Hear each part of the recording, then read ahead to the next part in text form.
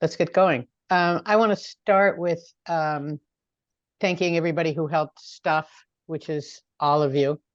Everything got sent out this week, and the only thing I want to add is I got a text from my sister yesterday, who has a home, a part-time residence in Classic Ridge, and she said, "Where did this come from? Did somebody think that we have a short-term rental?" Oh, And, yeah, and I said, no, it went to everybody. And she said, well, how come it was addressed just to my husband? Because it's owned by a trust. So why was it just addressed to him? Where'd you get the addresses? And so I told her it was the water bills, to which she said, oh. So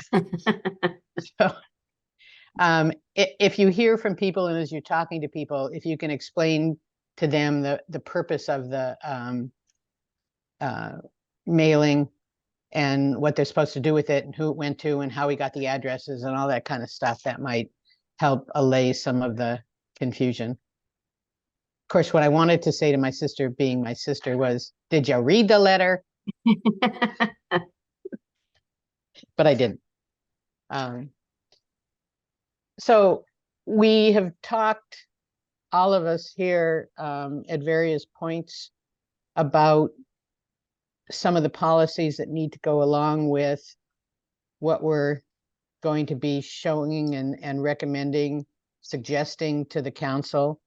And it seems to me, unless anybody has a better idea, that the best place to start is what Phil said to us in one of our stuffing parties, which is, if we're going to talk about density, it's too broad a subject and it needs to be narrowed down into what people think of in terms of density. And what we came to, I'm trying to shorten this up so we have a lot of time to talk about it, but what we kind of came to in those discussions was that proximity is one major issue.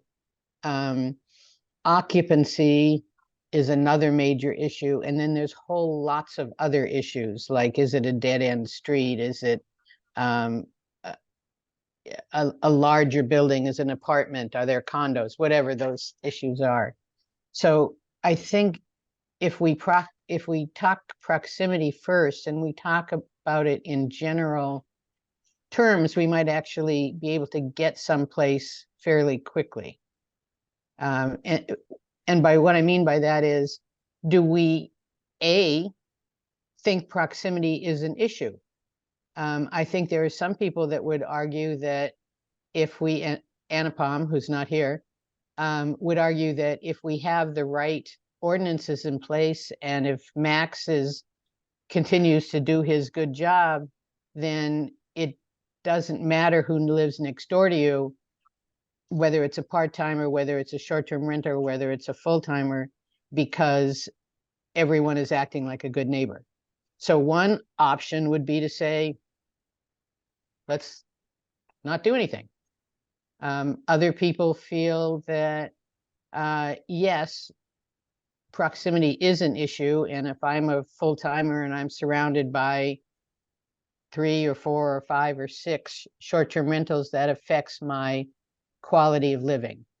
And so we should do something about it. So let's start quickly with that discussion. Do you feel personally it is an issue, we should do something about it, or if we have the right ordinances and the right people in charge to make sure those ordinances are followed, that it isn't an issue?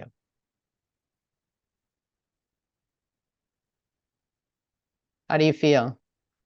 I can start at my top, which would be Cheryl. okay. Yes, I think it's an issue. Okay. Michael? I'm a little conflicted on this because as I voiced before, I'm surrounded by STRs.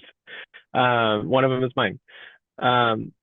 and they're all great. But I also, within that, like if you were to look at a proximity like the Halo methodology, I also have second homes, and I also have a surprising amount of folks who live here full time too. I think that without gaveling down on what that proximity math looks like, I think it's part of having a healthy, diverse community is having a mix of both STR second homes and folks who live here full time. So I would be in favor in when there's a say market failure of too many STRs in a given proximity, we use policy to change that. So I'm in favor of using proximity policy. Okay, Patrick? Yeah, I think I'm in favor of using a proximity policy along with citywide cap, whichever method we decide to use, whether that's percentage or number. I think within the proximity cap, it'd be good to consider maybe separate or separate ideas for the commercial zone. Okay, we'll get to that. It's just, I want to start with, Yeah, but yes, the answer is yes. okay. Carol? I'm in favor of proximity and defining what that is. I also think that I want to pick up on Phil's thing of defining density and possibly even classifying STRs according to density or according to numbers that they allow within one STR, like less than 4, less than 8, less than 12. Which would be so occupancy. Occupancy, right, but that they kind of fit together, like the density of 2 STRs that each allow 4 people versus 2 STRs that each allow 12 people. It affects the neighborhood greatly. Okay. Phil, your opinion? Yes, density. Linda, do you want to chime in or not? Definitely proximity. I would agree with that. Okay, so when we're talking about proximity, we've talked about a lot of different things. We've talked about doing it by zones. We've talked about doing it by halo. Can I share screen, Linda? Yep. Nope. Yeah. You all know Brian Sint. He's the guy that did the maps for us. Yeah, they were great. They were. Patrick found out that Tillamook County uses the same mapping system, and they have a program that anyone can go into, and it's interactive, and you can put circles around everything, and you can make the circles whatever size you want. And you can make it a polygon, you can make it a square. It's very cool. So I asked Brian, the problem with that map is that it doesn't show the STRs. So you'd have to use 2 maps to try to figure things out. And I think we've all decided the simpler we can make it, the better. So I asked Brian if he could make his maps do that. And the quick answer was, well, it wasn't quick. It took him a couple of days to figure out, no, I can't figure out how to do it. But he kept working on it because that's who he is. And he finally got a system that's still glitchy, but it works. And I just want to show it to you because I think seeing that map will help us talk about our different options.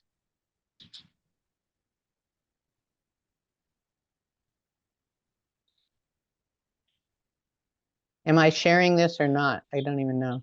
We don't see it. You Okay, are hold on. Hold on.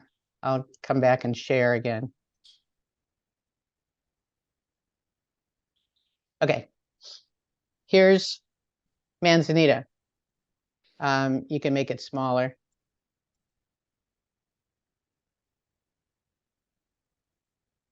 Maybe a little bigger. So in this view, it shows the different areas of town, the this little, it's kind of pink. I don't think you can see that it's pink, but it is. That's the commercial zone, Lanita, and then up to Underhill and down. This orange is the R4, the buffer zone between, and then this yellow area here is R3, and then most of town is the R2, except this green area, which is the SSR. So those are our existing zones. So one option would be to say, this zone has this percent, this zone has this percent, or however we wanted to do it. The other option would be to have the same thing, but use the halos. So not use a percent, but say around your house, there needs to be less than 4 or 5 or 3 or whatever that number is, STRs. And that I think is difficult to conceive. So I can come back to this screen, but any questions on this screen before I show you something else? Okay. No, that's a really cool map. It's a very cool Mhm. map. Yeah. Can Okay. I add one Yeah. thing, Jim? Yep. th- So the idea of this kind of came from Seaside that uses this process. And although like conceptually it might be tricky to explain, the key to it all, I think, will be having something, this is something that basically one person does in Seaside. They use the Clatsop map. We have access to the Tillamook map and now to Brian's map. But I don't, big picture is, as long as we can create something simple for the city and Layla and her team, which it sounds like we can, And we that's can what I work want to with show them. you. Yeah. Yeah, I think this works out really well, and it becomes something that can be described big picture to the community, and not many people will need to get into the weeds.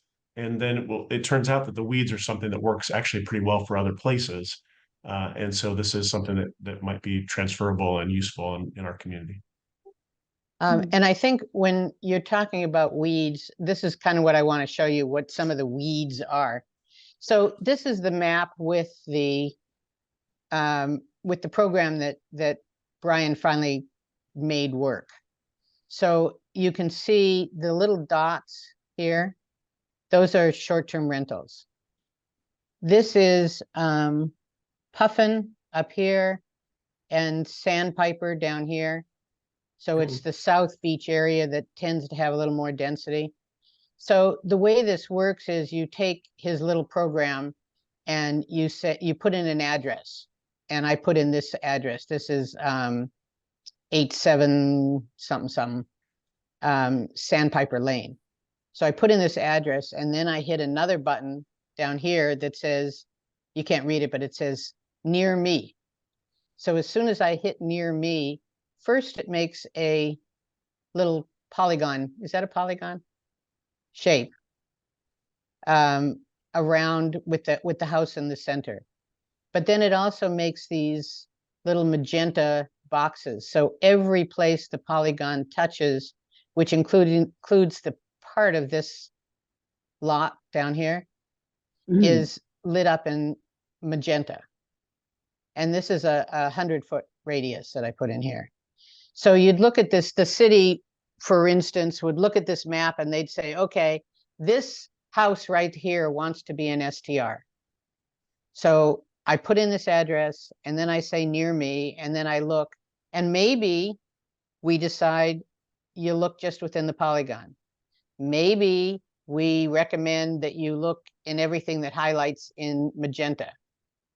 Maybe we make it 150 feet. Maybe we make it 200 feet. But this just gives you, this is the concept of how it works. Okay. So you'd look at that and you'd say, okay, within this area, whether you, in this case, whether you take the magenta or the blue, there's only one other STR. So if you had a limit of 4 within the area, then yes, this house right here in the middle, they would be granted a license if they wanted. I'll give you another example. This is Ocean near Oak. So it's not even on the beach, just another one. In this case, it's 120 feet. And because of that, it incorporated a whole bunch of other homes that you might not consider would be part of the little circle. But here, actually, this house is also an STR. So here there are 4 within the circle. There are 5 within the magenta area.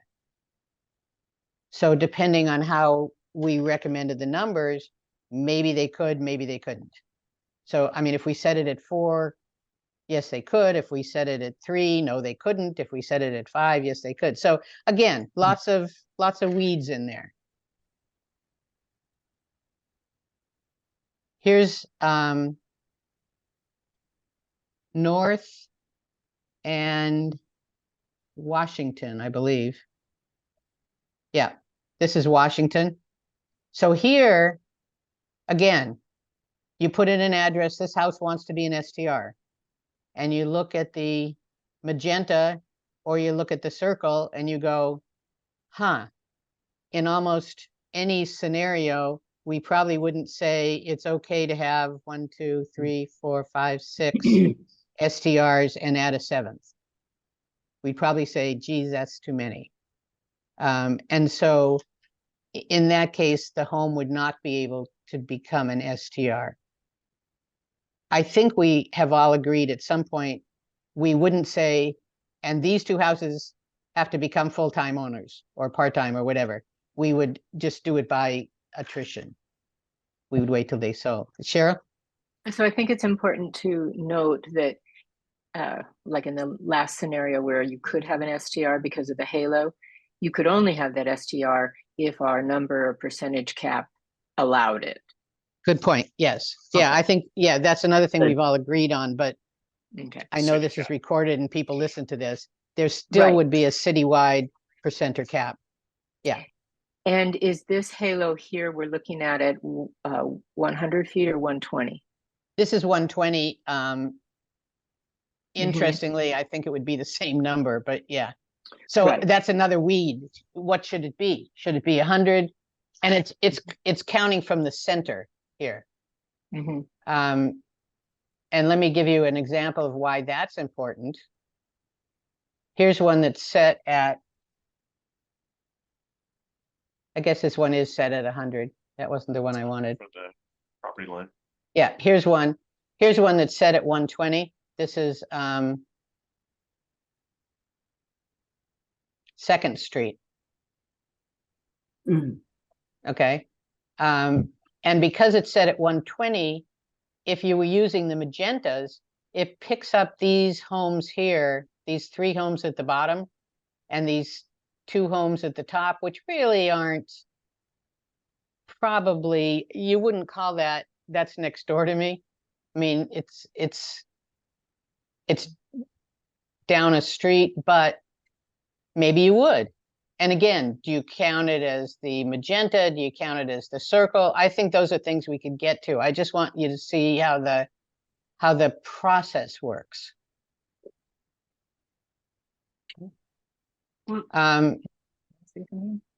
Cheryl?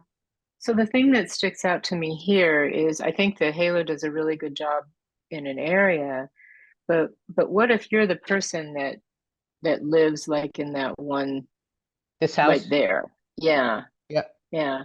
Because it still doesn't address that, right next door, right next door, right next door thing. Patrick? And I don't know if that matters, but I think it's worth pointing out that I like what it does there, but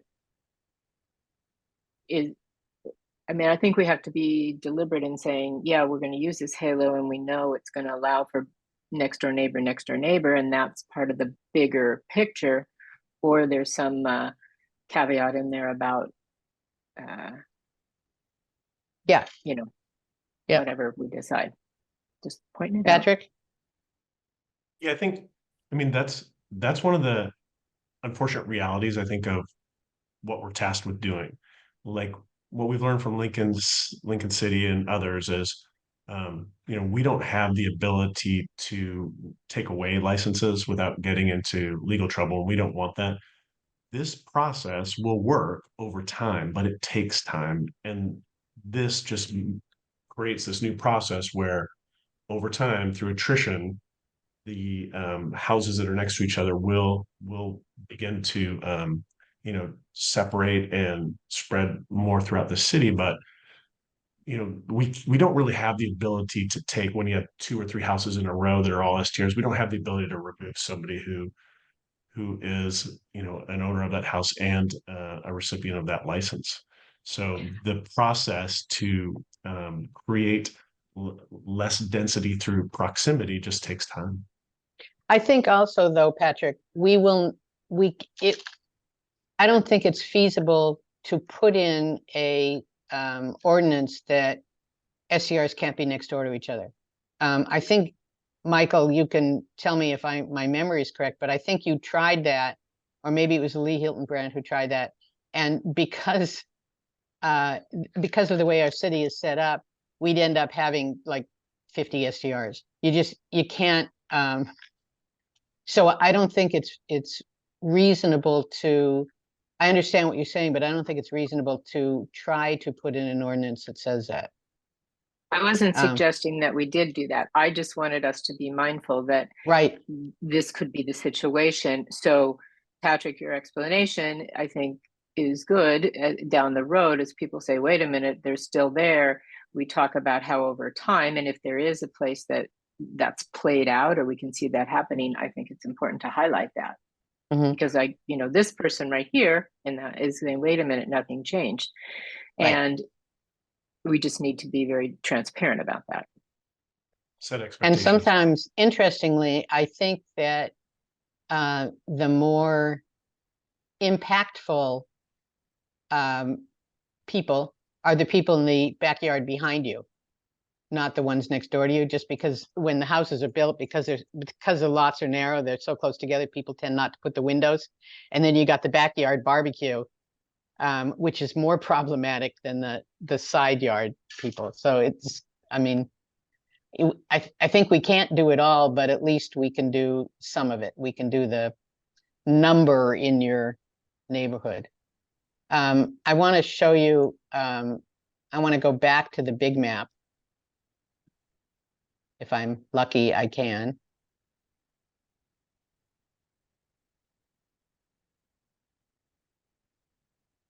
And just show you how easy it is to use. Somebody give me a address. 8825 Pelican. Huh? What is it? 8825 Pelican. I don't even need the Pelican part. I can come down and I can find it. Okay. So it's going to show where Pelican is. Okay. And then I'm going to say what's near me in that. This is set at 120, I think. And does it go from the center or from the property line? It goes from the center, but here's the glitch in his program. It won't work twice, and I already did it once. So I have to refresh this page. Hang with me a minute. This is what he was trying to figure out. We were playing with it yesterday and he couldn't get it. You could only do it once and then you'd have to go out of the program and back in. Okay, 25.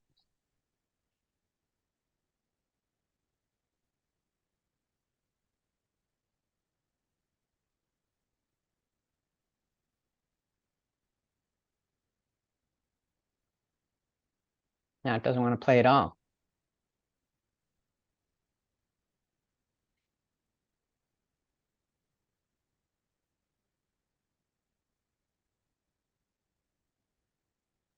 The nice thing is while we're testing this, and Brian's getting this up to speed, we have the same tool available from the GIS department of the county. Yes, but it doesn't show the STRs. Yep, that's the same thing that happens with all the Yeah. other cities. Most cities use two maps. They All have right, I'm going a to try it STR one more map and time. If it doesn't work this time, but you get the idea. It shows you, it'll,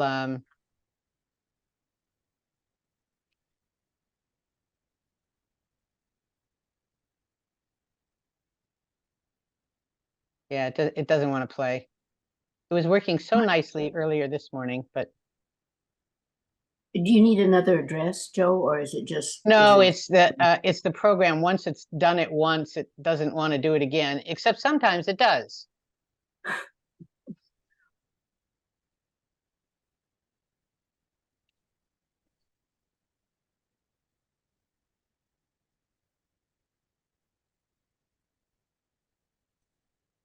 Come on. Come on. Yeah, it just doesn't want to play. But when you do that, what it does is draw all those pretty little circles.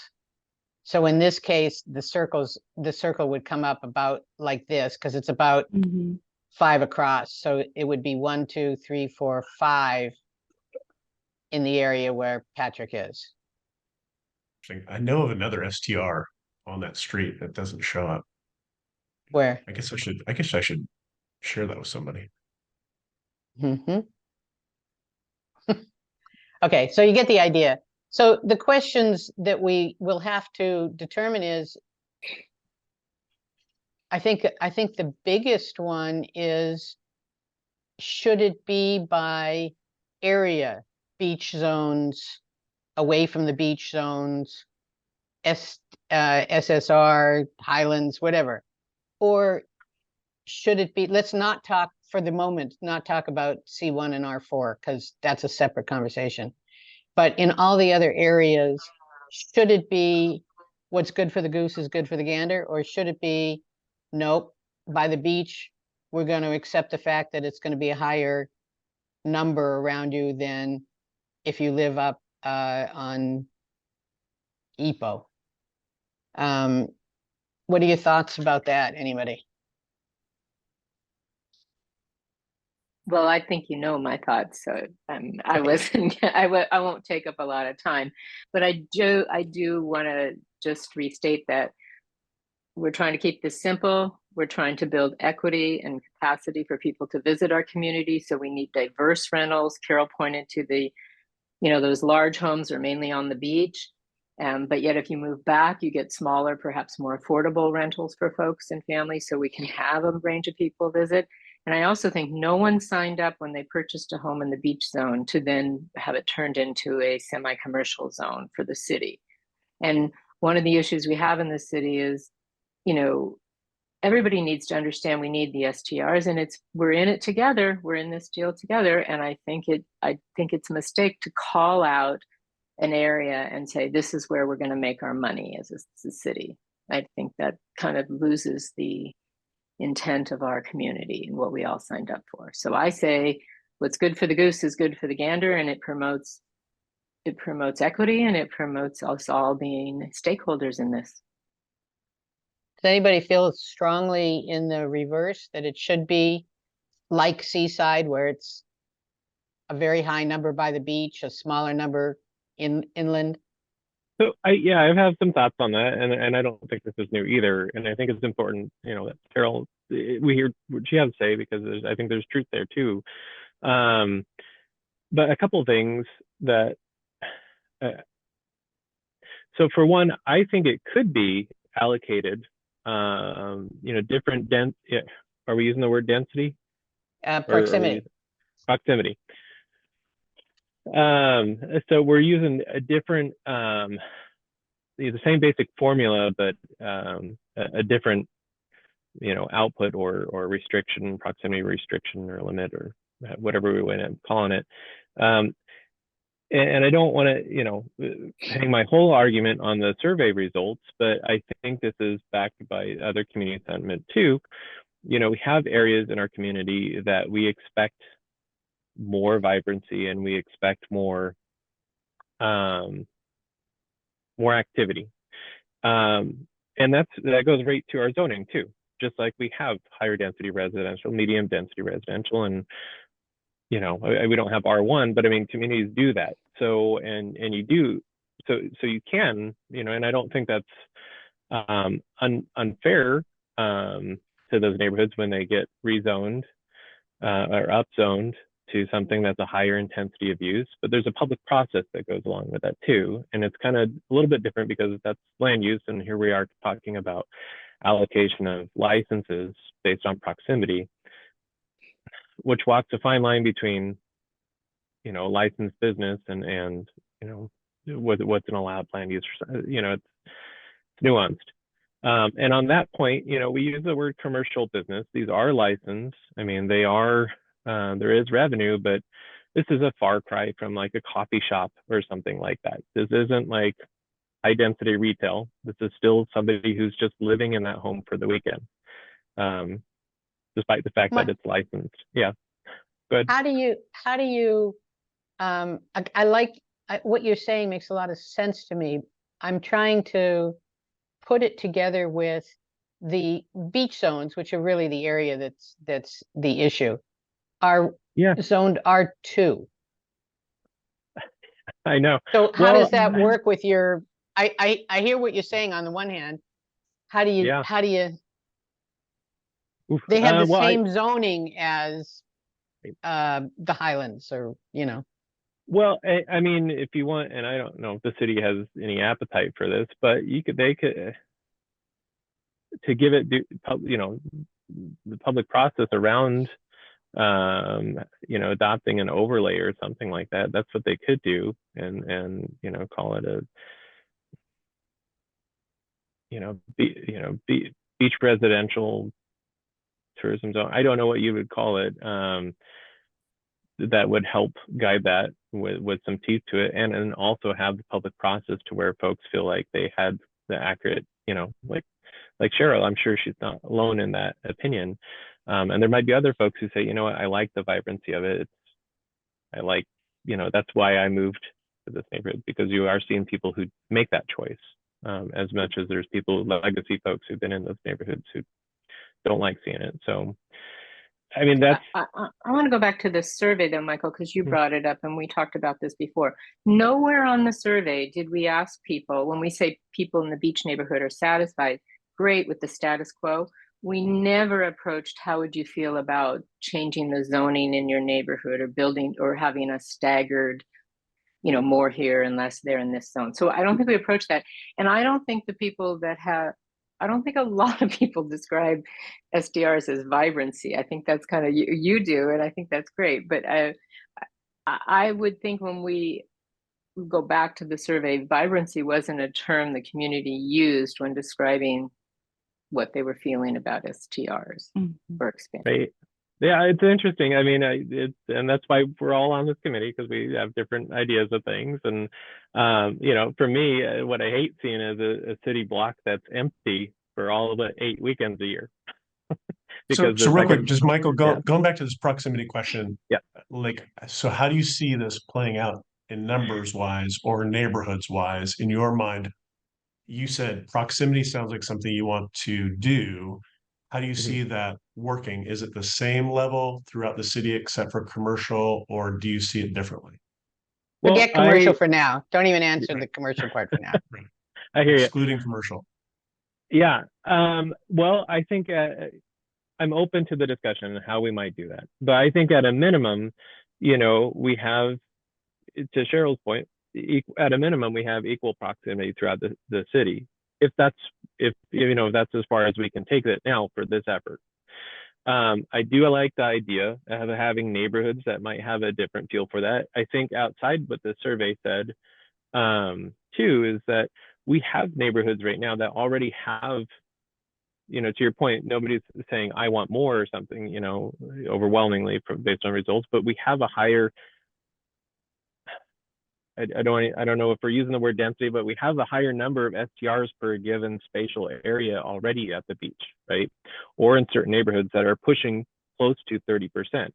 I'm not saying we go up to 40 or 50%, but maybe we say, hey, in order to keep the balance that we have now, we have this neighborhood that's at 26%, and so we use, we apply the 100 or 120-foot buffer, and then we capture those tax lots in there and say that here we want 5 for every 12. But when we look at,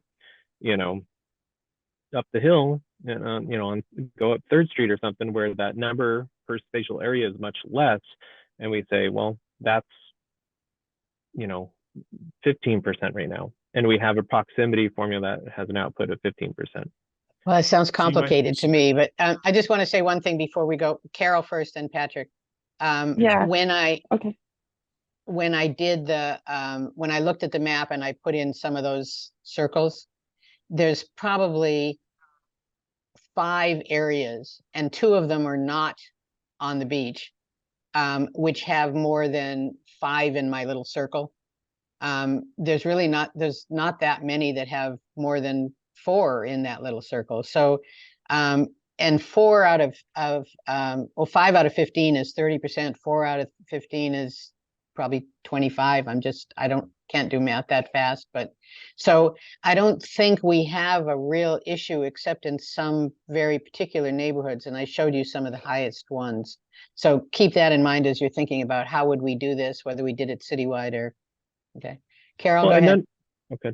Okay, so I wanted to just re-emphasize the idea.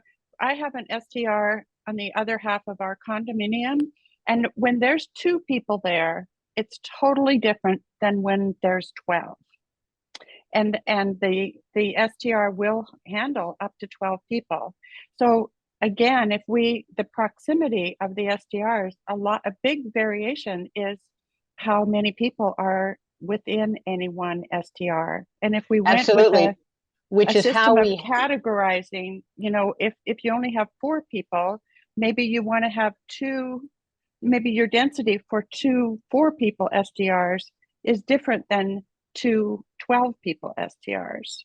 So they kind of tie together. World, they do tie together, and in a perfect world, that would be nice to ask the city to look at the occupancy and the proximity and how many people signed up. It won't work, but we do have to look. I believe you're right. We do have to look at occupancy and see if there's a way to manage that as well. But as Cheryl said in the very beginning, simple. The city has to be able to do it. But we need to tie all those things together. You're correct. How do you feel about having different proximities for different parts of town versus having one overall? There shouldn't be more than X number in my neighborhood. Are you asking me, Joe?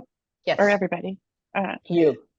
I think it should be, well, I understand that there are more STRs closer to the beach. And, I'm not quite sure where Michael Duncan lives, but it sounds like his area tolerates a few more STRs close by. And yeah, it's hard to make that call. But I think it needs to be citywide to keep it simple. Okay, Patrick? I'm just thinking out loud, but I would start pretty simple, and I would start with one, probably one proximity amount for the entire city. So that means every new short-term rental applicant, deals with that, and so that kind of idea of 4 houses per 100-foot halo, which is about 30% around a house. Kind of makes sense. And the idea behind it, I think, has to be in the same way that if we're talking about a citywide cap where we don't want to hugely reduce short-term rentals or reduce rental revenue, we want to just make sure that this is a number that kind of does the same thing. It keeps us in that same, revenue range. And so I think starting with 1 gives us the ability to test out how this works with Max, our CEO, and with the educational information we're sharing, and just seeing, we don't need to recreate the wheel, but we can set up a foundation. You set this up and see how it works. And then from that point, we can go, well, maybe we need 2 areas. And then I would just say one thing is, the one thing that makes me just slightly nervous, or that I hope we can keep in mind, is the level of houses on the beach are probably our highest grossing houses that we have.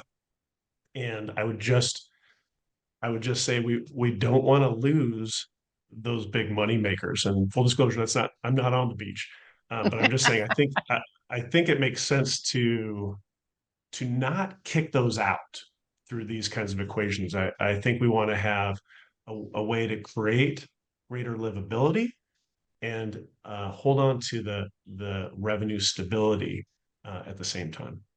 Well, I Patrick, want to, oh, go ahead, Jeff. I want to show you one way that that might work for the houses on the beach.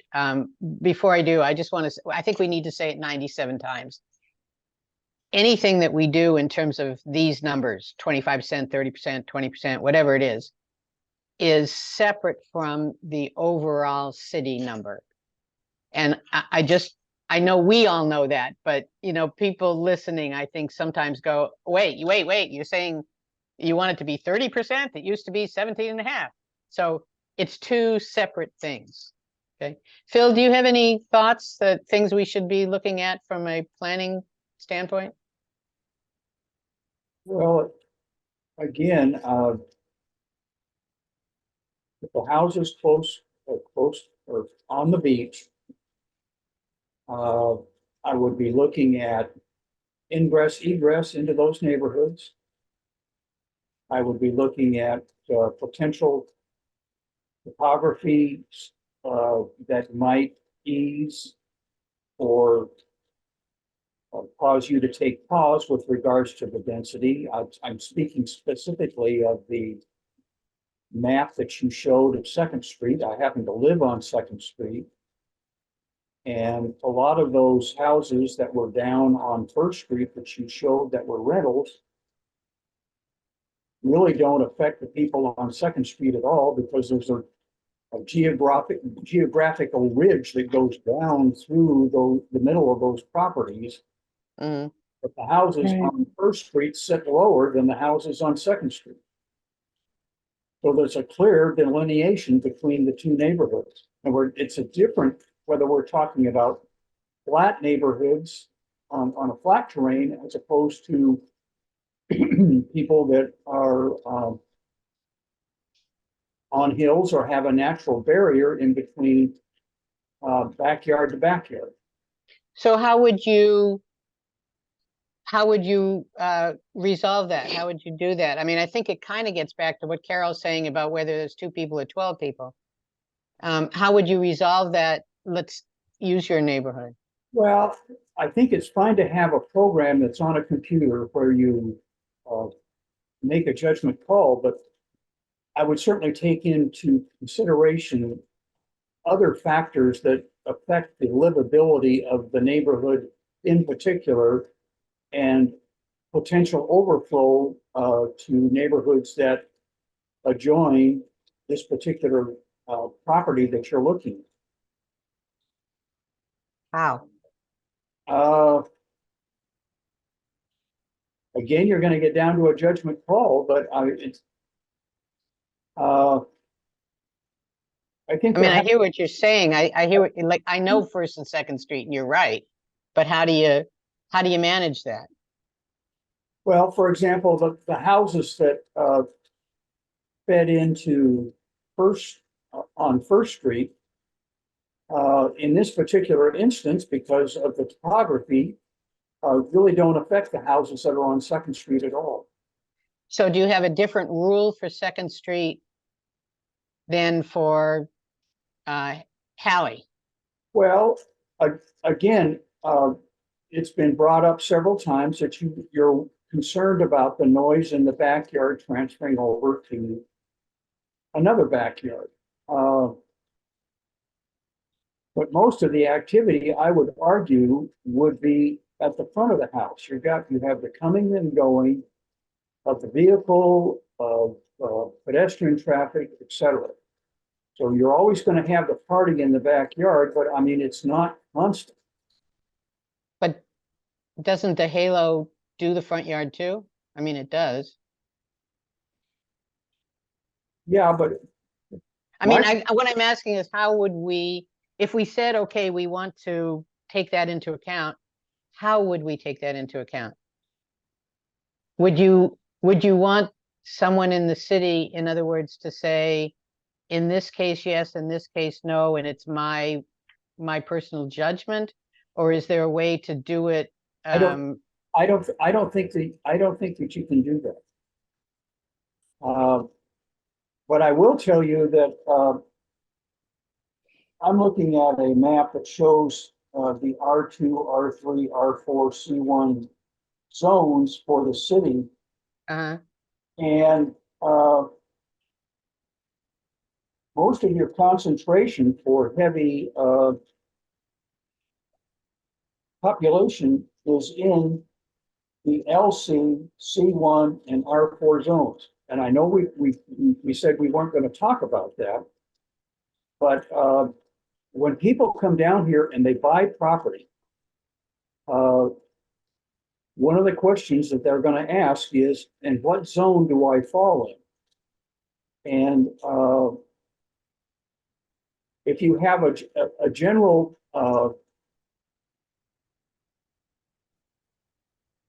percentage that you're going to go to for an R2 zone, and you're going to base it on the homes that are on the shoreline, then you're going to get an inflated number for all of the R2 area.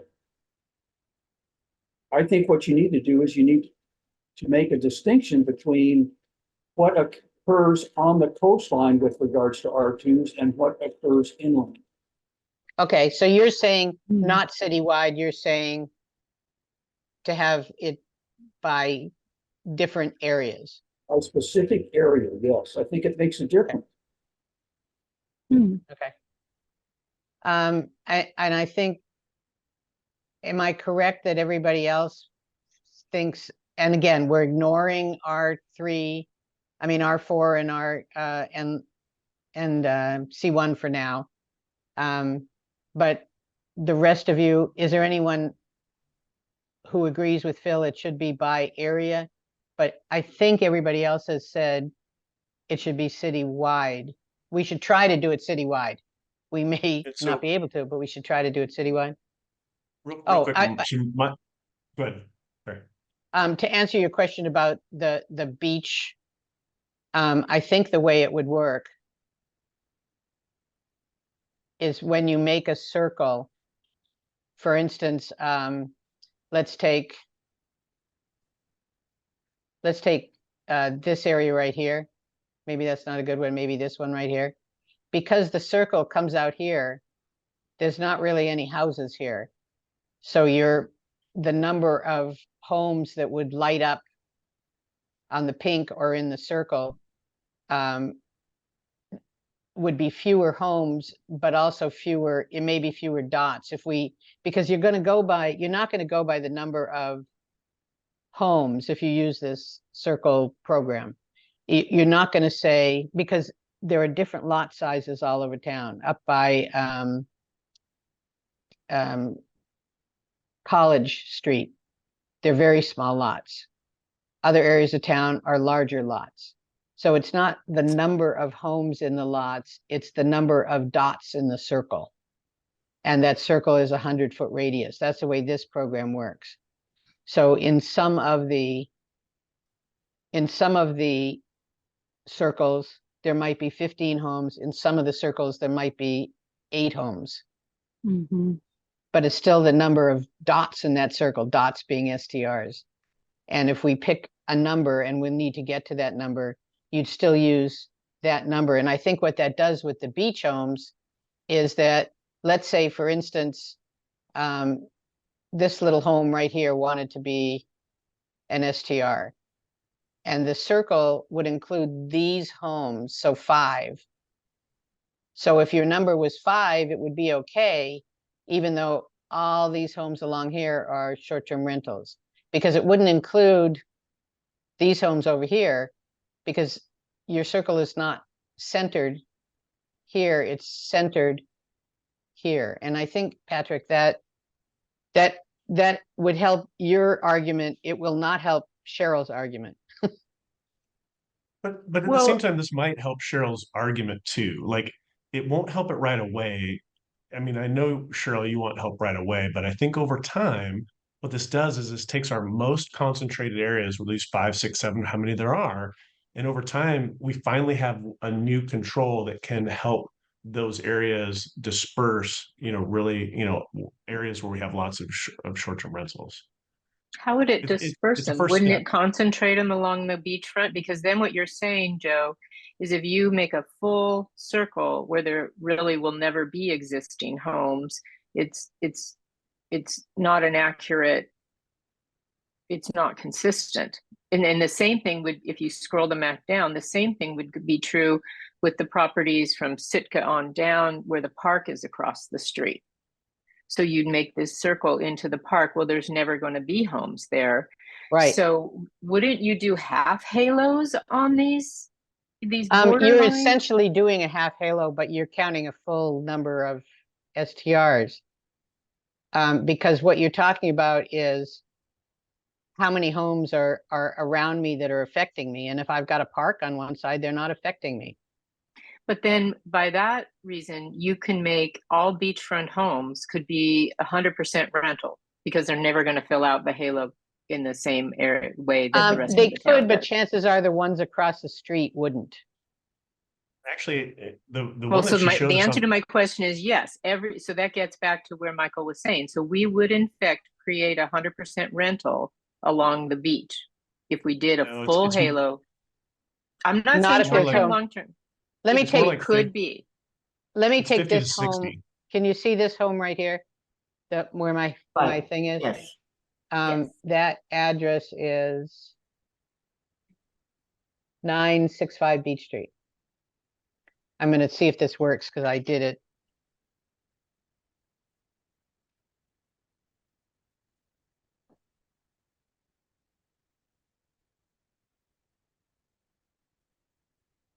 Dang. Ah, there we go. Yeah. Poof. Okay, this is a short-term rental. It's taking 1, 2, 3, 4, 5. There's already 5 in this circle, even though there's none along the beach. And so with this, if you set it at 4 or 5, this home would not be able to become a short-term rental. So it's not 100%. Okay, Yeah. but when you went back to the one you were showing as your example, though, it That looked was- to me like, yeah, it was at this house you were showing? Yeah, it was What this you were house, yeah. Hmm. Because it picks up these, but you see there's not 15 houses in this circle, and there are in most 120-foot circles. And the reason they're not is there's the beach. I see. But you're still Well, yeah, counting. duh. Yeah. Yeah, you're But then still this counting. gets at Mike. This does then create what Michael was talking about. Your beach zone is higher density. That's true. Mhm. But just on the beach, just on that first row, because you're and you'll have the same thing when you're up against a state park or something like that. But The interesting thing, go ahead, that No, we go ahead. found is in looking at this map, if you look at it, most of the homes are not on the beach, the short-term rentals, they're Mhm. one-offs. Mm-hmm. And these one-offs, the circle would work just fine. Mm-hmm. But if you look at these houses, it's interesting that that's not really, the beach is not lined with short-term rentals Mm-hmm. like you might have thought. In Right, some areas, right. they are. It's one off. I think Yeah. closer into town, maybe there's clusters of them that appear. And there's 2, actually. Mm-hmm. There's really only, there's this area right here. This is Idaho and First Avenue. Mm-hmm. 100%. On the other hand, maybe you look at that and you say, I mean, if we didn't do density, you could say, well, no one here is going to be bothered by STRs because Except they're that all one guy STR. in the middle. It's an empty lot. Yeah. Joe? Well, and Yeah. that's a point too. I- I think Patrick has said that where his place is that there are a lot of SDRs in one area. And because of that, they don't really bother each other because everybody's on vacation mode. And when it's the loss of the neighborhood or the loss of people that live there that you get to know. That's what this survey, I think, showed, was that people found that the STRs were permeated through their neighborhoods, and then it really affected their quality of life. But I think it's also, Carol, what Phil was talking about. If you look at these streets that have, if you're up at North Avenue, there's ways in and out of the neighborhood, where if you go down to the beach zone, Yeah, there's a that's lot, true. all the streets are dead end street. They just, so if you're on Windward or Pelican or Sitka, you feel that, even look at Chinook, there's one way in and one way out. So Yeah, so if a house cleaner comes to clean this every other day, they drive past these houses twice. right.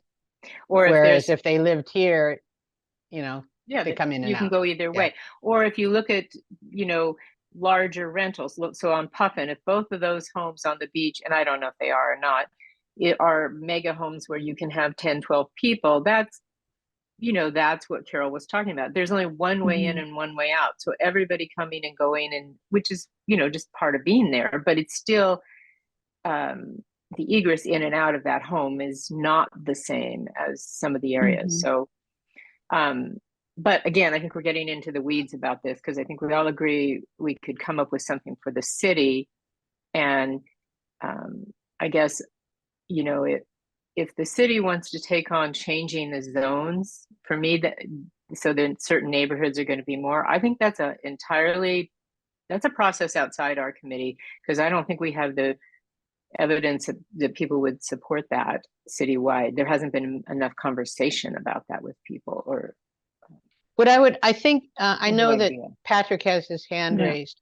Where I would like to go with this is, if we can compromise and agree that we want to try to do something citywide using this proximity halo, then if we agree to that, then the next steps would be to, in person if we can, get down to okay, how does it work? Let's look at all these different areas. What is it now in the worst areas? What is it now in most areas? What number seems to keep the status quo, but maybe fix some of those high proximity neighborhoods? Those would be the next steps.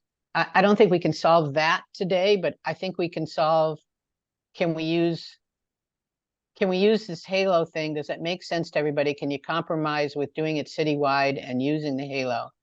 And I'm going to take this down, and then let's hear from various and the sundries. By the way, if any of the guests want to have something important that you feel would help us, raise your hand. Patrick? Yeah, I just I like your summary that you just said like 30 seconds ago. I think that's exactly what this can do. This can help us in the long term in the neighborhoods. I would say when we get to this point, when we maybe meet in person, one thing that I would hope we consider is, well, two things. Number one, we're never going to change building code zones. I think those are set, and I think they should be set. And I think Phil would agree with that. So I think what we're doing though is we see that how the city's set up in terms of areas.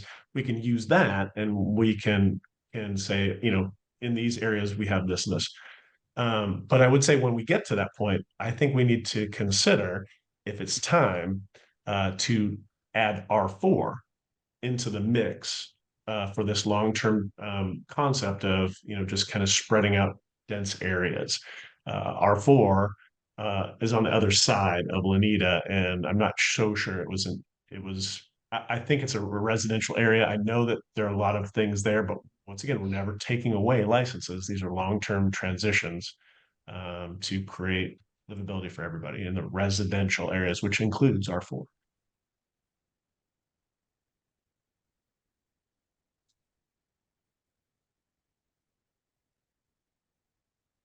So I had my hand up. Is it okay if I go? Yeah. Okay. Um, so, well, I have a question and a thought. So my thought is that, and I said before, at a minimum, having proximity policy implemented citywide. I think we can. It sounds like there's some loose agreement to something like that today. I'd be really curious what Jill and Anupam have to share as far as perspective on that. And I would also support a situation where phase one is implementing proximity policy, as part of what we're doing right now. And there's a phase two that looks at potential or need, and the answer may be no, but potential or need to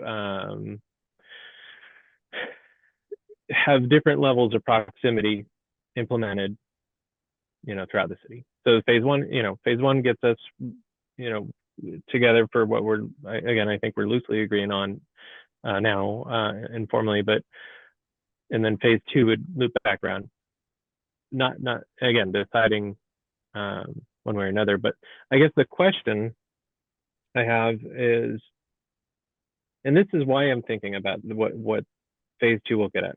My question is like, so we have a 30% effective spatially, right? Spatially, not 30% of homes, and I don't know how many years it would even take us to get there.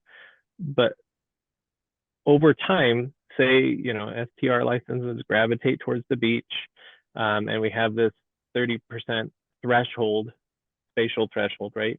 If you have 12 homes, 4 of them are STRs, or 15 and it's 5, or I don't know what the proximity is going to be. We'll get to that. Yeah, but I think the assumption is that over time, if the licenses gravitate towards the beach areas, won't that whole area have a higher intensity? I'm just trying to think of, it's effectively becoming more dense in that area anyways. So should we either try to regulate that or encourage it and control it and push it back out to these other areas in the community? I don't know. Is that assumption? You understand what I'm saying?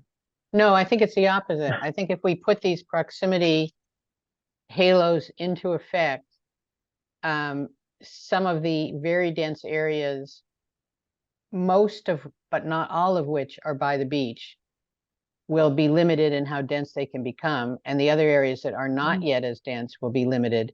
And yes, hopefully that will push some of the rentals. I say hopefully, people who live there probably don't say hopefully, but it'll push some of the rentals away from the beach.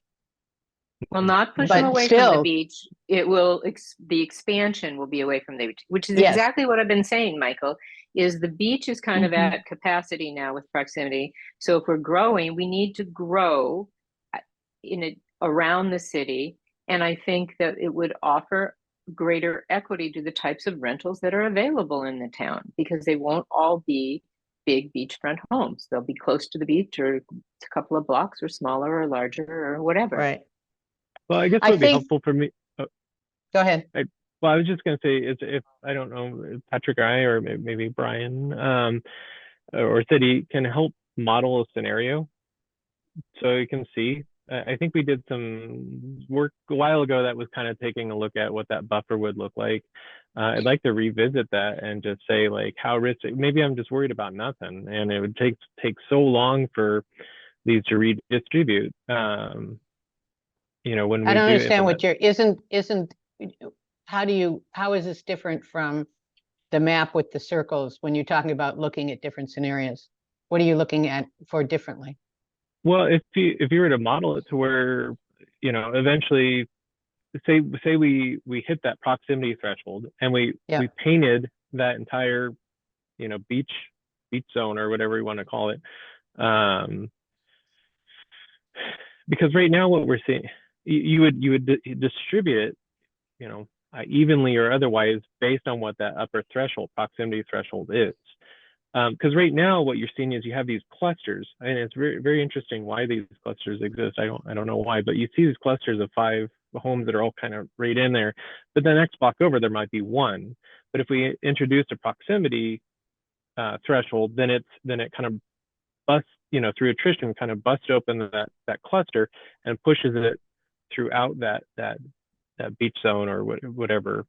And that's exactly what I want to do with our next step. If we can all agree, let's embrace this halo proximity method using the map, then let's get together and run some what ifs and how does it looks, and sooner than later, because we've kind of got it in our heads, and we've got a July. We'd like to get this there by July. Can I get a vote on that? Can we agree? Will you agree to accept at least trying to make it work citywide? And again, we can discuss the R3 and C1 in that meeting where we're trying to do the what ifs. I'm looking for a yes vote, a no vote on will you embrace that we'll try to do it citywide, and we'll try to do it with this halo and come up with a number that we can talk about at the next meeting. Does that make sense? I like having Yes. these citywide caps and a neighborhood cap system. So that's a yes. I like that. Yes. Okay. Yes. Patrick, Michael, Carol. Yeah, Yeah. Tentative, Yes, yes. for me. Yeah. I mean, because maybe when we look at it in depth, we can't make it work, but I think we need to at least give it a good try. And so I was trying to bring up my calendar, and I'm using the audio in my phone because my computer audio gets scratchy, and I killed it. So I can't. Somebody look at their calendar, and let's pick some nearby dates where those of you who don't live in town can be in town. First, second, third, fourth, fifth, 6th of May. I gotta go That's get 2 my weeks. calendar. That's 2 weeks. Okay. And while we're talking about that, I can't do that weekend at all. I'll be out of town with a commitment, but I do want to be part of this. So Yeah. could it be sooner than this, or is that in the next sooner week? than the first, second, third? Yeah, like the 26th, 7th, 8th, or 9th. I can do the 25th, 7th, 6th, 8th, or 9th. I can't do that weekend. Okay. And you can't do the 4th, right, Cheryl? Yeah, I can't do the 3rd, 4th, or 5th, and I can't do the next weekend either. Okay. And I can do 8th, 9th, 10th, 11th, 12th. I can do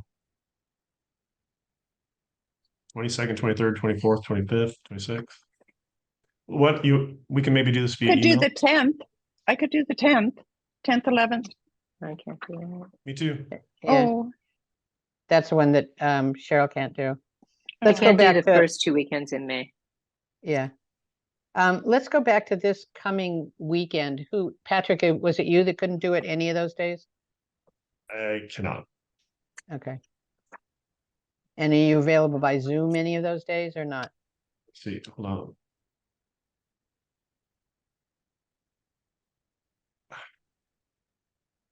I'm available by Zoom each day except the 26th and 27th.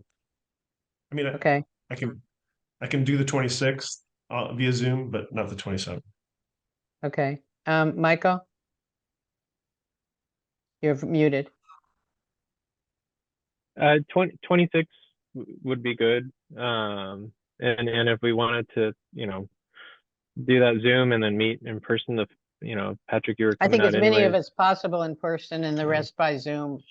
I think because we're looking at maps online, so Zoom works. It's just, Yeah. so Carol? what exactly are we gonna do? We're do going the to look at 26th. this map and we're going to make a whole bunch of circles and see how it works. And Oh, okay. see what number might be rational. 4, 5, 3, 7. Yeah. Okay. Well, and let's Mhm. I'm just I going to want make a Patrick comment. to be there. If Brian's the one who's helping us out big time with the mapping software, Yeah, we need him. I would ask Yeah. him what his schedule is and probably let that be the thing Mhm. that's driving this. Just because I think some of the questions that we have would take the group of us with the roll of paper a long time to kind of get through, and Brian probably has something where he can hit a button and it, you know, Well, that's what calculates. he just, that was what I was showing you is what he's got. But hopefully by then he can work out some kinks. But you're absolutely right. I'll do a doodle poll and we'll get as many as we can in person and the rest by Zoom. Given that, I want to get to some of these other issues because I think if we embrace this concept, some of the rest become non-issues. So let's just run through them. HOAs.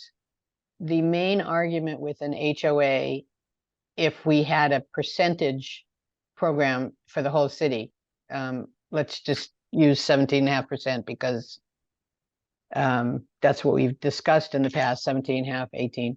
If we have a percentage and you have an HOA that doesn't allow short-term rentals, then if, for instance, classic cottages, which doesn't allow HOAs, 30 homes. So if they did allow HOAs, well, even if they didn't, 30 homes is about 5 with the 18%.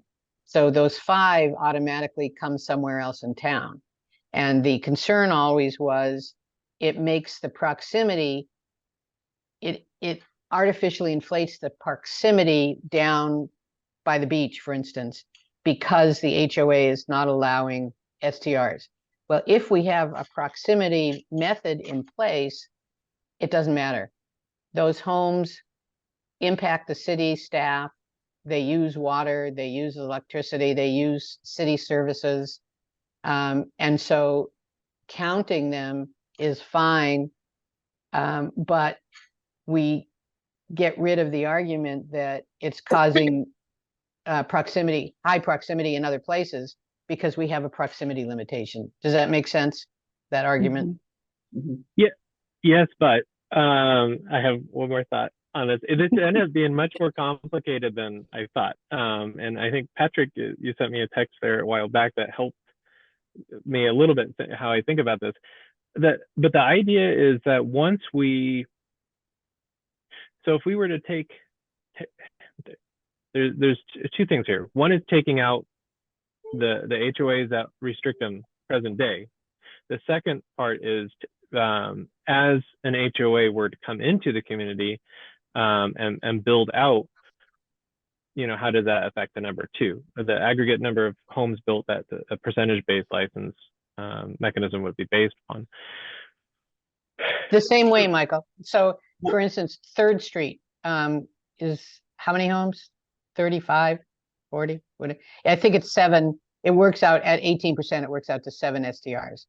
So if 3rd Street builds out the way they are proposing to the Planning Commission next month, then yes, that's a new place. We haven't calculated that in, but those 40 homes are impacting the city and costing the city money. And so the revenue generated by STRs is good to have and necessary. As the city grows, you want to incorporate that. So yes, that's how HOA, because the other thing we found out was there's HOAs of 2. There's a duplex across from Cheryl. Nobody knows where all the HOAs are. To ask the city to regulate where the HOAs are, whether or not they allow STRs, put that into any kind of calculation. Now, if there is a cap, if the council decides let's do a cap, it also doesn't matter. So in other words, HOAs, if it's a cap, is a non-issue. If it's a percentage using a proximity ordinance, also makes it a non-issue. Well, except, and this is what I was about to say, is that if you were to remove those HOAs, if it was a substantial number, and I know maybe the reality is that we just don't have that many, but say something like the Highlands, if that HOA were to get together and say, I know they have one right now, but what if they were to say, no, and there's that potential for, a couple hundred homes in there, right? Mhm. And if you keep those homes as part of the number of, that the percentage-based calculation is based upon, then what it's doing is where do those licenses go? But towards the beach. And even with a proximity tool, we'll get to that in a sec, Patrick, but even with a proximity tool, you will fill out to that proximity threshold sooner than if you were to remove those HOAs from the equation. And I understand that it's complicated. Well, I'd be open to hearing the because it doesn't.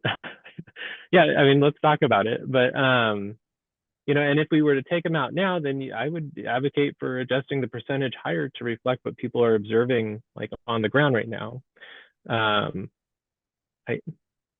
don't know. Go ahead, Patrick. So I just want to just big picture is this. The whole concept, the whole reason that HOAs came up was we're nervous that if a big swath of land an HOA says, hey, we don't allow short-term rentals here, that short-term rentals flow into neighborhoods where we live and it makes it worse. That's the concern. If we have a citywide cap and we have proximity caps at the neighborhood level, that is all taken care of, because the worst case scenario is this. Once they flow to certain areas, if they hit the proximity cap, you can't move them into those areas. So what that means is that the total number of short-term rentals in the city goes down. You can't move them into a dense area after a while. You end up with no places to go. And that's the worst case scenario.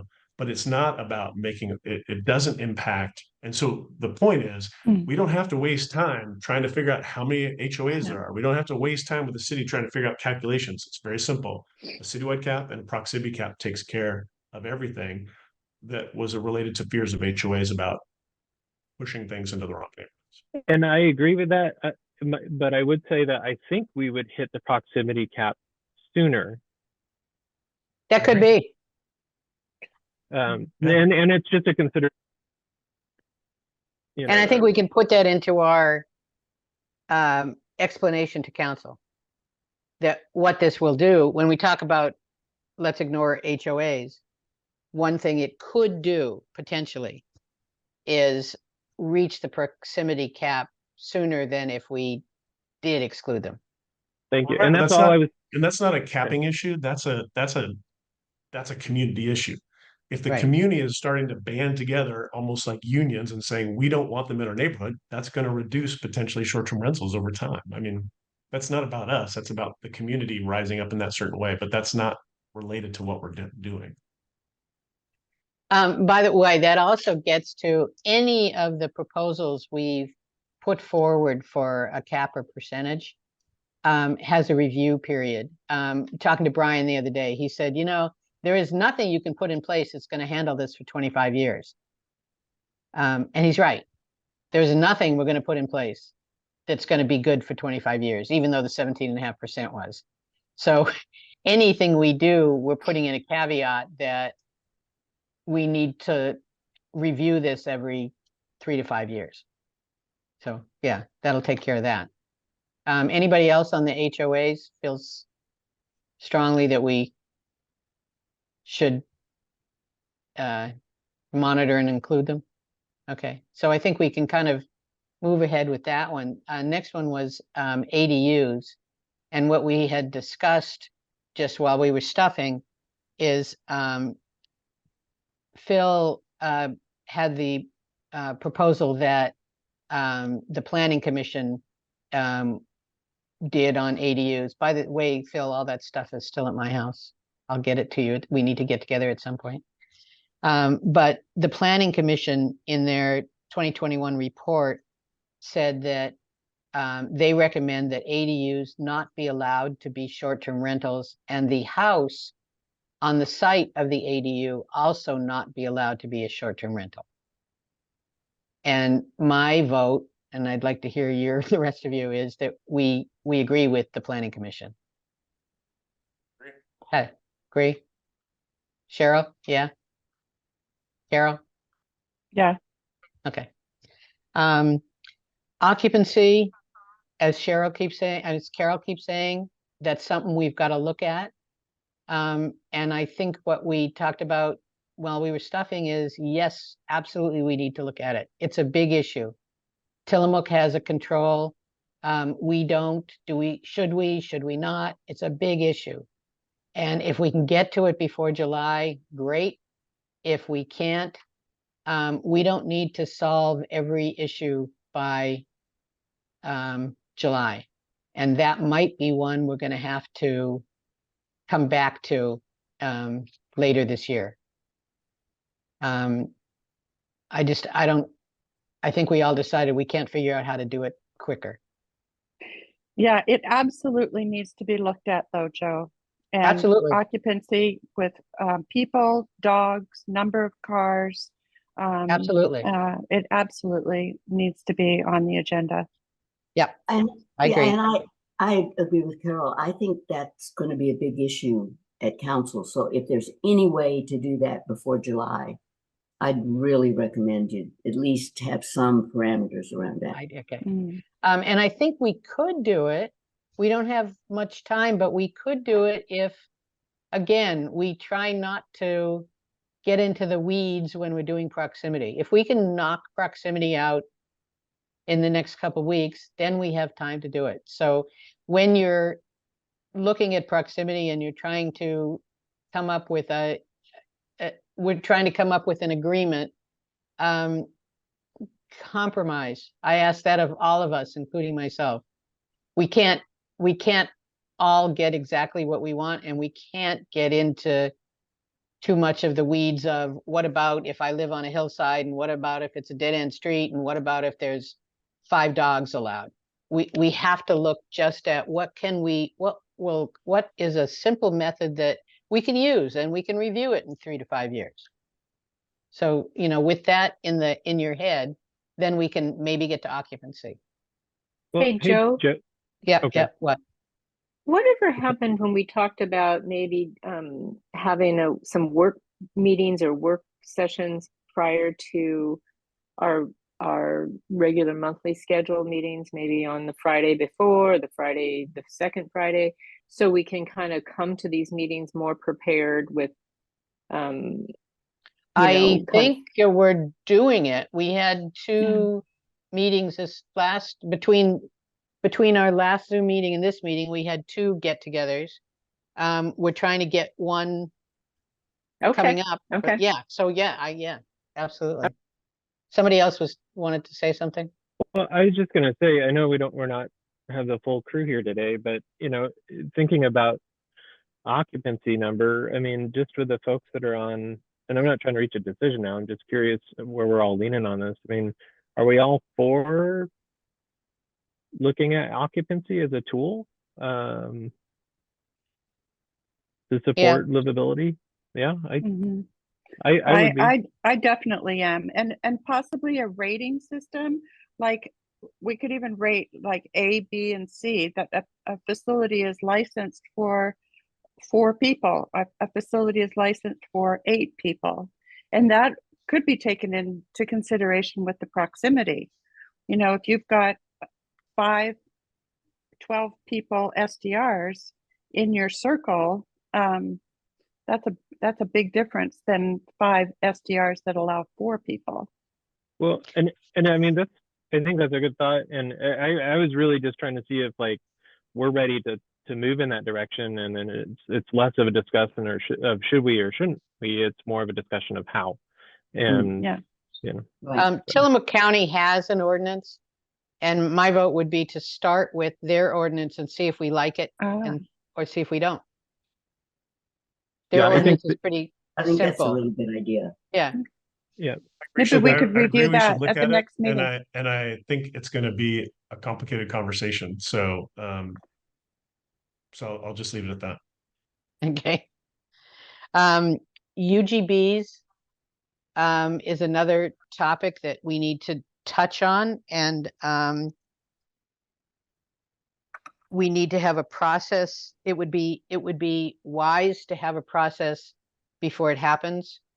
There's not, I don't believe, Phil and Linda, you can chime in, but I don't believe that there is a process that in the next 6 months, there's going to be an annexation of any area that's full of STRs at the moment. And given that, I think it's something that we can put off till after July. Yeah. But I do agree, I think with everybody, there, if we have a process in advance, it's going to be better than if we don't. Anybody feel the need to talk about it like before July? Okay, so that's This going is to a be good a, one to do after. that's an after. It's a good one to do after, yeah. Yeah. Well, There's a couple. that said, I think it's going to come up in the proximity conversation because of how those circles are going to interact with Right. those Yes, areas. I agree. Yeah. Well, and There's a couple ordinance changes. One is that the STR sign needs to be readable, not visible from the street. Another one, our dark sky ordinance is now going to be out of date as soon as the city enacts the citywide dark sky ordinance. So it needs to be changed in 10.3. So those are two just changes that need to be added to our suggestions for council. hey, Joe. Yeah. But yeah, a quick one on that. And the only reason that for front of mind is just because it came up earlier about where the noise occurs on STRs. It's usually in the backyards near fire pits or barbecues or hot tubs, what have you. How we measure the decibels is from, I'm trying to think of the exact language, but it's the nearest public right away, which is typically at the front of the street. I don't know if we could make a recommendation to measure that sound from adjacent property, or We discussed that a couple years ago, but we can revisit that. And that also is something I think we should do after July. Okay. Yeah, but I think that's valid. And I think we need Mike and Max's input on that. Other issues, we've got some future topics that again we'll get to after July. The fines and the violations regarding renters' pets, and also the loopholes of a family having multiple licenses. Yeah. So those are just some other minor issues, and we'll get to those. But I think we still have half an hour. I think we can get a little bit more on the proximity if there's more thoughts about it. Like, for instance, let's talk about R1. Michael, go ahead. Gardner. I just had a quick question. As you guys are progressing along the concept of density and proximity, is anyone doing any research relative to legal issues, individual property rights, and the differentiation in property values, where these regulations have been challenged before successfully and where they've been challenged and held up? Is any of the committee doing any research relative to that? Kind of yes and no. I mean, we haven't had a lawyer research a lot of the issues. I think most of us have done Google searches and listened to Tillamook County's lawyer. And it is most of the ones that have been challenged successfully were land use issues, where, like Phil was talking about, it's kind of hard to change a zone and say you used to be in R2 and now you're going to be in C1. Or you used to be able to rent your house as an STR and now you can never do it, even if there's no other STRs in town. And those are land use things. You've changed the ability to use your house. What Manzanita has done successfully over the years is said, we will have ordinances, we can have percentages. So you may not be able to rent your house today because we're already at capacity. But as soon as one house drops out, then as long as your rental meets the other criteria, then yes, you could become a short-term rental. So you're not taking away, you're not changing land use. You're just putting an ordinance that regulates. But the more you regulate it, you effectively eliminate the use. That's my question. That Yeah, to a the point. And tighter- any the- ordinance that the city enacts goes through the lawyers. Yeah, the tighter and Mm. tighter the proximity regulations might be considered, could effectively, for some homes, eliminate their use as a short-term rental forever, or virtually forever. And that was my question. I think, yeah, I think we've that's looked at something other we have to. we've looked at other communities, and we actually have the most. What we're considering is maybe as liberal as possible compared to all the other communities. Everyone else has gone further steps, and we're not. And once again, I think the key is no one's taking anything away. Everybody has the opportunity, for the most part, to become a house at one point, but you just have to meet these criteria that are going to be in place. It gets harder, and you have to wait for attrition, but that is the standard and the norm throughout the North Coast and Central Coast. I think you're right, though, Michael. I think it's something that we have to look at, and certainly it has to run by the lawyers. Okay, Because- thanks for yeah. your response. I just, Yeah, it concerns me because it becomes a legal responsibility that the city is taking on at some point. Mhm. sure. Other comments? I want to go back to the map for a minute, if I can. And let's just talk a little bit about R3 and C1 and see where people stand on here. If you look at C1, the fact is there aren't very many places. C1 is Lanita Avenue. There aren't very many places where you could have an STR because they're mostly commercial buildings that don't have living units on it. There are some, as you all know, there's some commercial properties that have living units on the second floor, and there are a couple houses. But the opportunities for it to become overrun with STRs is pretty small. R4, which is the orange, the dark orange, is kind of a different case. Michael, can I show Carol where you live? Yeah, it's like you can look me up online. Oh. You know where I'm at. So, Do I yeah. have that right? Yeah. That's correct. Okay, and this empty lot there's a house being built that will most likely be an STR. So that would be another one there. But so there are some areas. These are the 6 new houses that were built. This is where the small houses are going to be built.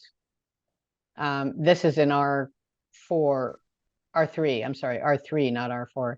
But so if we do the same halos, I think what somebody was saying, if we do the same halo, for instance, if you live in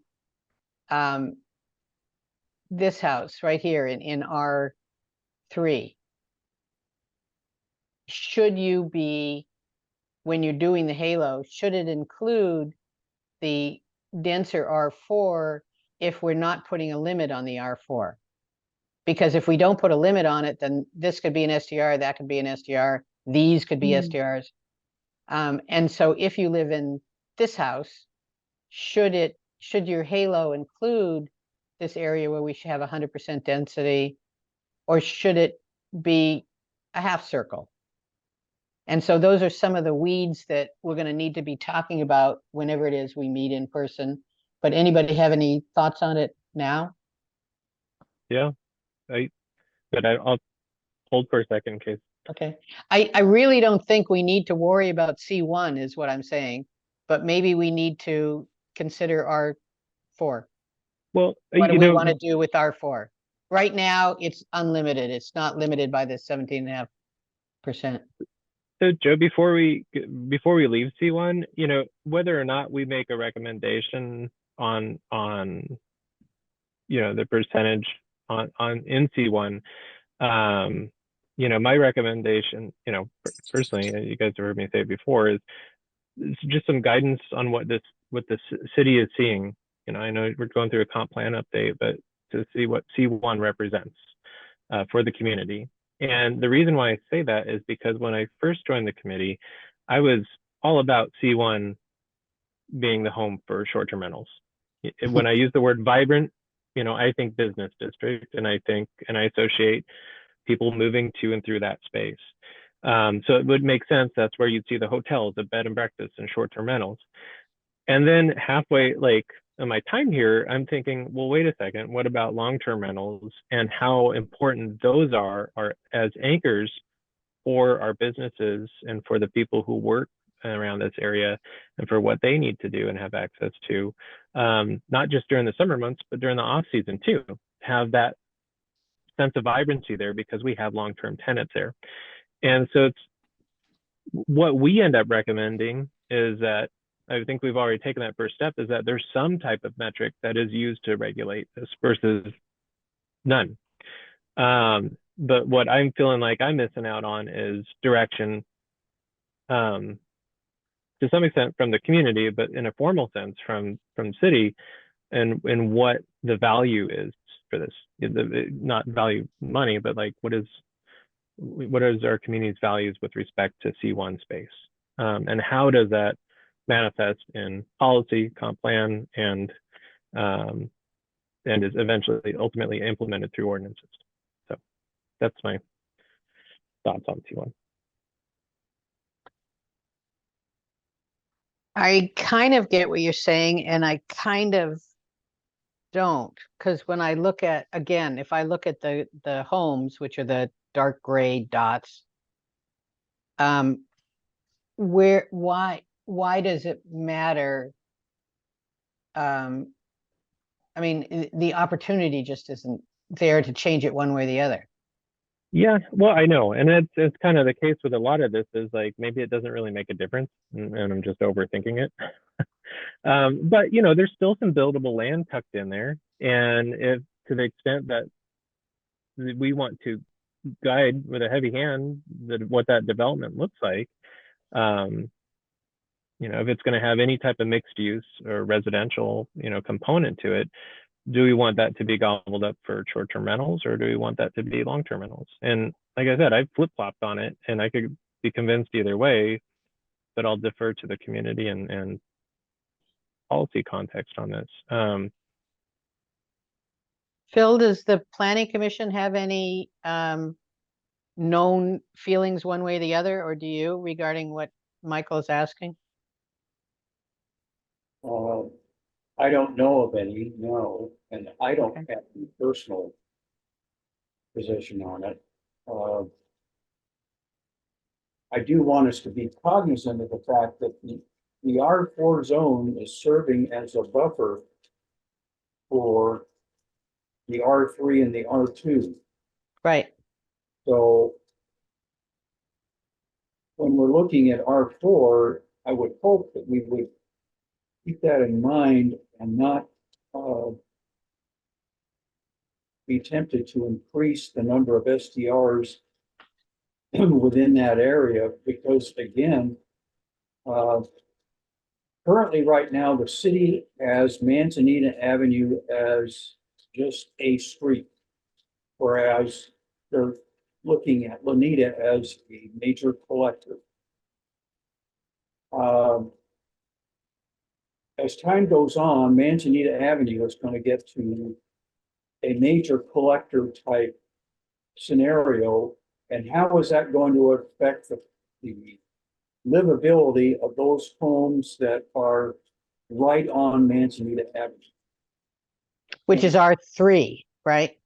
Yeah, And across the street would be R2. So I already know of one person who has moved out of the area because they can't stand the traffic.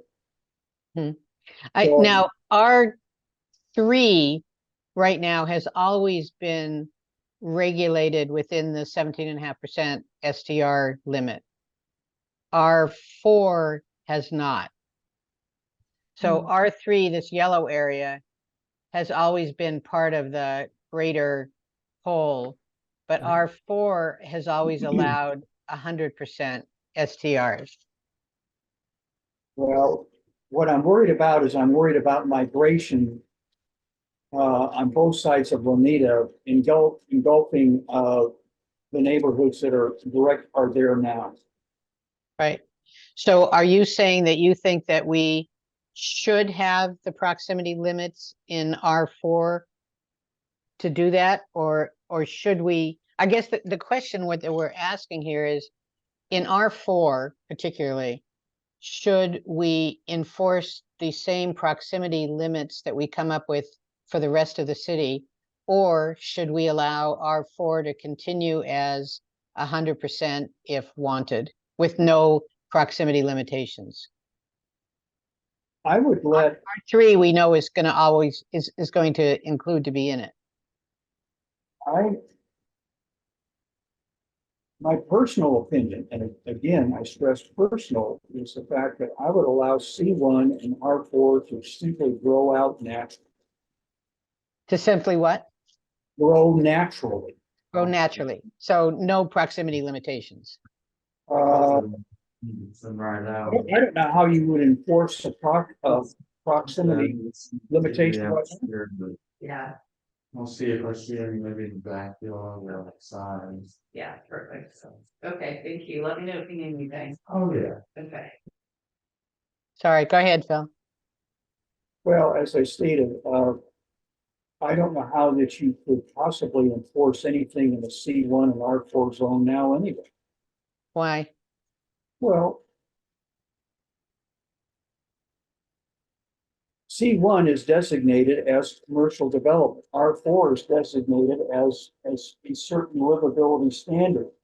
I think you'd be challenged if you enforced anything within those two zones that would restrict any kind of development one way or the other. Is development the same as allowing an STR?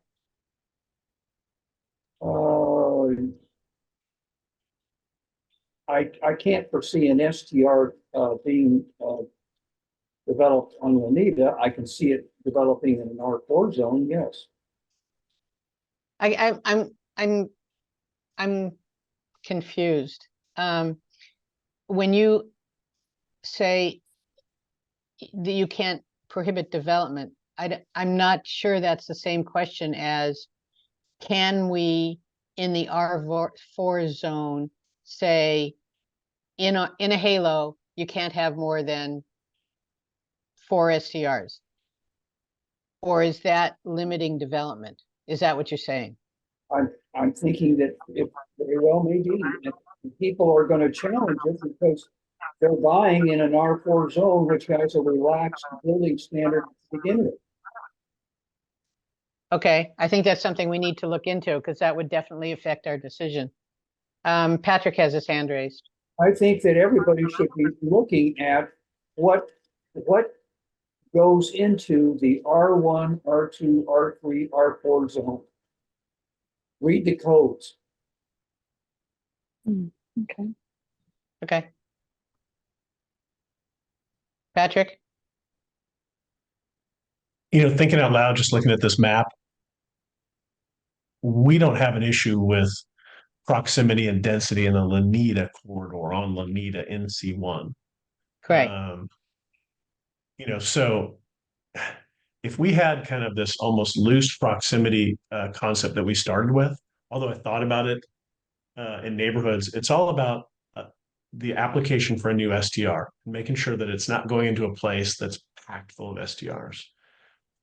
Looking at this map, I don't think we need to worry about C1 anymore. We could use the same halo throughout the entire city that would include R4 and C1. And to Phil's point, we're not trying to we're not impacting what will be built in these areas. We're talking about how residential homes in these areas after they're built Are can be used. Yeah. So I think But they I can work think- together. I think what Phil's talking about, what we're talking about, can actually coexist.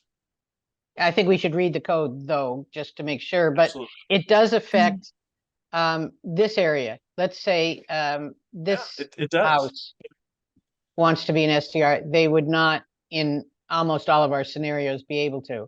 Or the sixth house in this area, or probably even maybe here. So It doesn't it impact does those affect houses, it but down. it It does impacts affect the this next. area, Yeah, it impacts the next house that wants to be right? in that area, and I don't think that's a bad thing. Yeah, Well, but I As think long as we stay within these parameters that we put together, that kind of. Except I think this goes back to reading the zones, because this is not a zoned residential. It has a different zone. So I think before we discuss the halo in these, we need to read the zoning ordinance so we have a But- better understanding of what the intention was Oh. for these areas. R4 is residential, but it's a different residential. So yes, Exactly. let's all go read the code before we Yes. make that decision. Okay. And Well- ask Jill, our one lawyer, if she has any advice. And This Phil, is also, R4. if you can offer any insight, can we regulate the number of STRs in R4 is really the question. Can I we think- regulate the number? I think that may boil down to a legal question. Yeah, I'd be really interested in finding out what that is. And for a couple of reasons. I mean, just because a liquor store isn't allowed use doesn't mean that they're going to get permitted up and down the block, right? They have restrictions on how many of those can go in in a certain area. And I do think, and it's, I don't want us to get so stuck on what's out on the ground now. I know we see things happen incrementally in our community, and STRs are that, that even though we see these boom and kind of bust cycles with short-term rentals, it's incremental. That being said, I still see there's a lot of vacant lots that have changed hands, some developments that we thought were going to go in that might not be happening anymore. And who knows what the next person is going to come in here, and they might want to split everything off into condos. And it's a question of, do we want those condos in our commercial district to be either long-term tenants, or do we want to push them to be short-term rentals? It's just it's a question of our community values for this area. And I think that same framework, that same decision-making framework, a little bit different context, can be used for R4 and what is it? I'm trying to think the others on there. Is it the SSR zone? Michael Garner, did you have a question, or did I forget to put down your hand?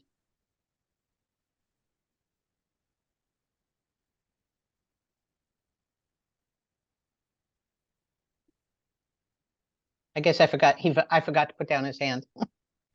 Any other thoughts on the C1 R4 other than let's find out whether we can choose to limit STRs in R4?